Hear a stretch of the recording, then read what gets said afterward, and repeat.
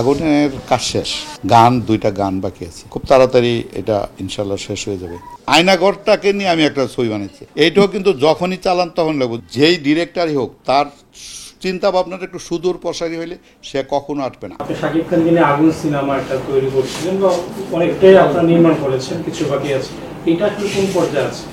আগুনের কাজ শেষ, আগুনের কাজ শেষ, শুধু গান দুইটা গান বাকি আছে, আর সবই শেষ। মিশার গানও শেষ হয়ে গেছে, সিকোয়েন্স শেষ, এখন এটার কালার কারেকশন চলতেছে, ব্যাকগ্রাউন্ড মিউজিকের কাজ চলতেছে, খুব তাড়াতাড়ি এটা ইনশাল্লাহ শেষ হয়ে যাবে। সিনেমা কাজ শুরু করছি তো অনেক আগেই, এটা ভুল বোঝাবুঝির ব্যাপারটা অন্যটা। টাকাটা আছে, টাকাটা আমার কাছে সাকিব টাকাটা বেশি চায় নাই, আমার প্রডিউসার সাহেবের কাছে চাইছে, কিন্তু প্রডিউসার সাহেব মনে হয় সম্ভবত প্রডিউসার সাহেব না, প্রডিউসার ম্যাডাম, এটা মহিলা ছিল প্রডিউসার, ছবির নাম ছিল নীলদরি। আমি ওই একটু জেলে সম্প্রদায়ের উপর একটা ছবি বানাইতে চেয়েছিলাম, কারণ জেলে সম্প্রদায়ের ওই ছবিটার গল্পটা ছিল একেবারে খুব মডার্ন। আগে তো দাদন নিত কিন্তু জেলেরা, এখনও আছে সেটা, এটাকে আমরা ব্যাংক লোনের মধ্যে নিয়ে আসতেছিলাম একেবারে মডার্ন করে আর কি, ওই প্যাটার্নে। যাই হোক, সাকিব কথা হয়েছিল, সবই হয়েছিল, কিন্তু এর মধ্যে তো আমাদের শিডিউলটা ছিল, মানে কি শিডিউলটা আগেই ছিল, কিন্তু একবার মধ্যে দিয়ে ওইখানে আমরা কিন্তু ওই যে সমুদ্রে কিন্তু যারা কাজ করতে হলে মধ্যে মধ্যে সমুদ্র কিন্তু বন্ধ থাকে, এত এক মাস জেলেরা মাছ ধরতে পারবে না, এরকম নিষেধাজ্ঞা আসে। ওই নিষেধাজ্ঞার বদলে আমরা শিডিউলটা চেঞ্জ করলাম। এর মধ্যে প্রিয়তমা রিলিজ হলো, প্রিয়তমা রিলিজের তো আনডাউটলি বাম্পার হিট একটা মুভি, সুন্দর। আমরাও চাই একটা প্রত্যেক পরিচালকের ছবি সুপার বাম্পার হিট হোক, নায়করা যারা আছে তারাও দর্শকের কাছে আরও বেশি জনপ্রিয়তা লাভ করুক। কিন্তু এইখানে আমি যেহেতু তার সাথে ডিলিংস করি নাই, তার সাথে আমার ম্যাডামই ডিলিংস করছে, ম্যাডামের সাথে যে কথা হয়েছে সেই অনুযায়ী তিনি পেমেন্টও করছে। পরবর্তীতে আসার পরে হয়তো বেশি চাইছে, যাওয়ার পর তার সাথে মনে হয় আন্ডারস্ট্যান্ডিং হয়েছিল যে কতটুকু বেশি দেবো এটা আমি জানি না, কিন্তু ছোট্ট করে তাকে যেই কথাটা বলছিল সেই কথার পরিপ্রেক্ষিতে কিন্তু আমি ছবিটা করি নাই। সেটা হইলো, সে বলছিল টোটাল ইউনিট হবে ইন্ডিয়ার, কিন্তু আমি আপনাদের জ্ঞাতার্থে সুন্দর করে আমি বলতে চাই, আমি আমার বাংলাদেশের টেকনিশিয়ান আর্টিস্ট ছাড়া কোনো সিনেমা করি নাই। আমার একটা ছবিতে আমি ইন্ডিয়ান একটা নায়িকা নিয়েছিলাম, সেটা হলো ছবির নাম রুস্তম। সেটা হচ্ছে আমাদের এখানকার হিরোইনরা যে কোনোভাবে হোক আমাকে একটু অসুবিধায় ফেলছে, আমার তখন ওয়ে ছিল না, সেটা ছিল আমাদের পপি ছিল, পপি আর মৌসুমি ছিল কিন্তু আমার কাস্টিং রুস্তমের।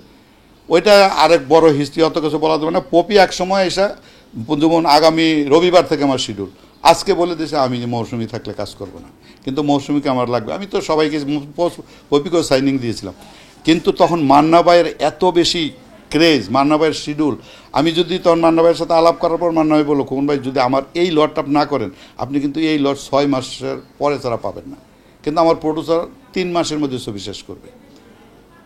চিন্তা করে আমি তখন এই ছবি সম্ভবত ওই যে আমাদের দীপজল ভাইয়ের বড় ভাই বাদশা ভাই প্রডিউসার, উনি ছবি করতেছিল কক্সবাজার, আমারই ক্যামেরাম্যান মজনু ভাই। আমি তারা যখন জানলাম, সে বললো যে কোন ভাই একটা কাজ করেন, এখানে যে মেয়েটা আছে খারাপ না, খুব ভালো অ্যাক্টিং করে, সিনা নাম, তাকে আপনি নেন। এই আমি কিন্তু একটা ছবি নিয়ে সুন্দর, আসলে ভালো কাজ করে। আমি একটু কনফিউশন হলো, মান্না ভাই তো মান্না ভাই হচ্ছে কি, সবাই তো কাজের পূজারি, এত সুন্দর কাজ করে, এত নাচে ভালো, আমি এই কাজটা এই একটাই। আর আমি হচ্ছে কি, আমি বাংলাদেশের, আমার একটা টাকা এখানে ইনভেস্ট হয়, এই টাকাটা যদি আমার লোকরা পায় আমি এতে খুব খুশি হই এবং আমার নিজেকে খুব ভাগ্যবান মনে করি। এই জন্য আমাকে যখন বললো যে আপনাকে ইউনিট নিতে হবে ইন্ডিয়া থেকে, আমি বলছি প্রশ্নই না, আমি কিন্তু সিনেমাটা করবো না। সাকিব এর আগেও দেন, সাকিবের সাথে এইগুলি নিয়ে কিন্তু আমার একবার ক্যাচাল হয়েছিল, বাংলাদেশে ভালো টেকনিশিয়ান নাই। পরবর্তীতে কিন্তু আমি এইগুলি নিয়ে, আমি তখন পরিচালক সমিতির সেক্রেটারি, সাকিবকে কিন্তু ব্যান করা হয়েছিল। পরবর্তী সাকিব এসে কিন্তু আবার করছে। আমি আপনাদেরকে এখনও বলছি, আমাদের দেশের যা আছে তা দিয়ে আপনাকে এই ইন্ডাস্ট্রিকে উপরে নিতে হবে। এখানে কোনো দাঁড় করা ব্যক্তি দিয়া এই ইন্ডাস্ট্রির কিছু হবে না।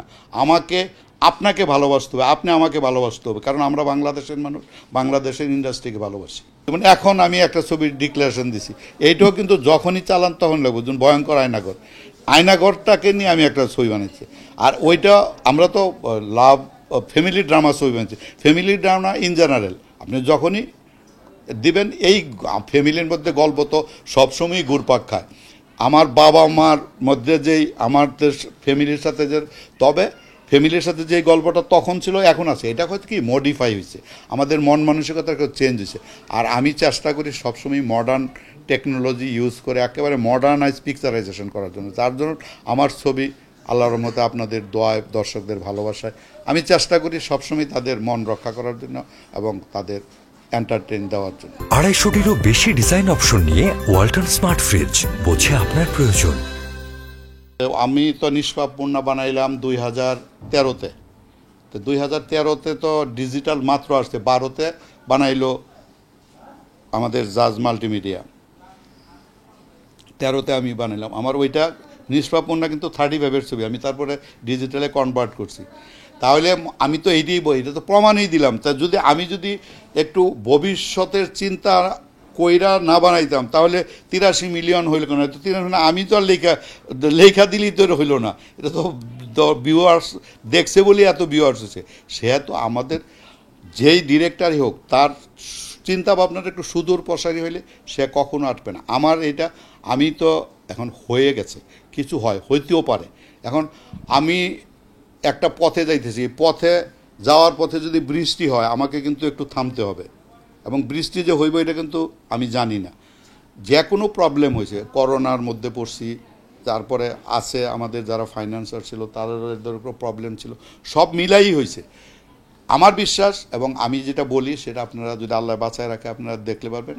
আপনাদের মনে হবে যে এটা আমি এখনই বানাইছি ছবি, মাত্র 6 মাস আগে বানায়া রিলিজ করলাম, ওই প্যাটার্নটাই আছে।